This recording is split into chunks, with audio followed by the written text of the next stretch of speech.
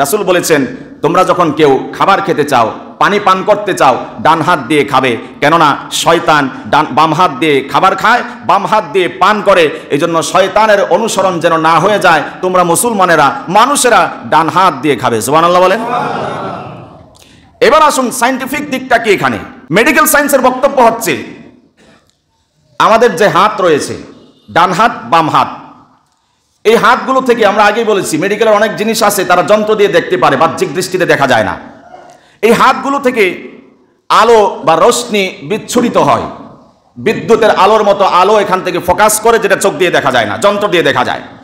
ডান হাতে যে ফোকাস থাকে, আলো থাকে, সেটা হচ্ছে পজিটিভ, আর বাম হাতে যেটা থাকে সেটা হচ্ছে নেগেটিভ। পজিটিভ আলোক রশ্মির বা ফোকাসের কাজ হচ্ছে এটা আপনার স্বাস্থ্যের জন্য উপকার করবে, শিফা দান করবে, আর বাম হাতের কাজ হচ্ছে স্বাস্থ্যের জন্য ক্ষতিকর করবে। আল্লাহু আকবার বলেন। যখন ডান হাত দিয়ে খাবেন, ডান হাত দিয়ে পান করবেন, ওই ডান হাতের পজিটিভ ফোকাসটা ওই খাবারের সাথে অ্যাডজাস্ট হয়ে আপনার স্বাস্থ্যের জন্য সুরক্ষা হয়ে দাঁড়াবে। সুবহানাল্লাহ বলেন। 1450 বছর আগের কথা বর্তমান বিজ্ঞানের সমন্বিত করে আপনাদের সামনে প্রেজেন্ট করছি। তাহলে খেতে হবে কোন হাতে? পান করতে হবে কোন হাতে? ডান হাতে খেতে হবে, ডান হাতে পান করতে হবে।